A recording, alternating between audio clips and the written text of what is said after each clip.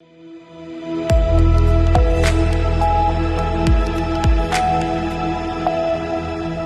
के बाद एक बार फिर से आप सभी का सी न्यूज भारत में स्वागत है।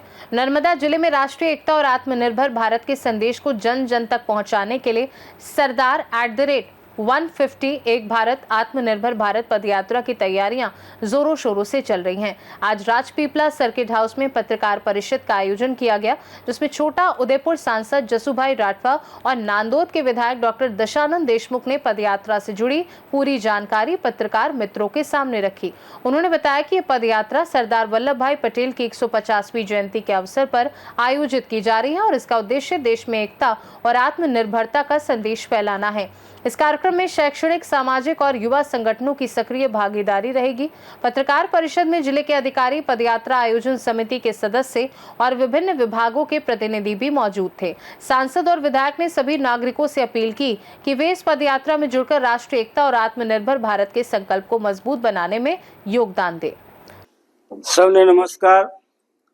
गुजरातना पनोता पुत्र અને ખેડૂત પુત્ર એવા સરદાર વલ્લભભાઈ પટેલ જે કરમસદની ધરતી ઉપર જન્મ લીધો અને દેશ આઝાદ કરાવવાથી લઈને દેશને અખંડ ભારત બનાવવામાં જેમનો સિંહ ફાળો રહ્યો છે એવા સરદાર વલ્લભભાઈ પટેલ સાહેબની 150મી જન્મ જયંતિ સમગ્ર દેશ ઉજવી રહ્યો છે। ત્યારે આ વર્ષને ભારત સરકાર અને ગુજરાત સરકાર સરદાર વલ્લભભાઈ પટેલના 150મા વર્ષની જન્મ જયંતિની ઉજવણીના વર્ષ તરીકે ઉજવી રહી છે।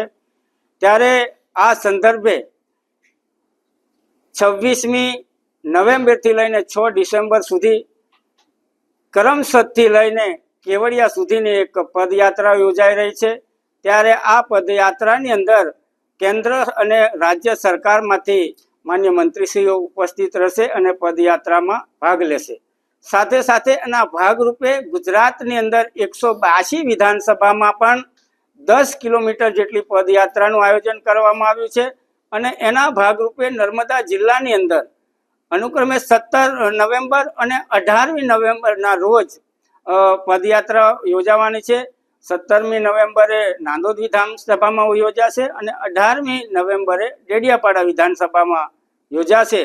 ત્યારે આ પદયાત્રાથી આખા જિલ્લાની અંદર દિવાળી જેવો માહોલ સર્જાશે અને આપણે પણ બધા સાથે મળીને આ ઐતિહાસિક પળોના સાક્ષી બનીએ એવી આપ સૌને હું અપીલ કરું છું, વિનંતી કરું છું અને આ પદયાત્રામાં આપના માધ્યમથી સમગ્ર જિલ્લાને अपील करूं છું કે આપ પણ આ પદયાત્રામાં જોડાઓ, આ ऐतिहासिक पड़ों जोड़ाओ। नर्मदा से सी न्यूज संवाददाता वसीम मेमन की रिपोर्ट।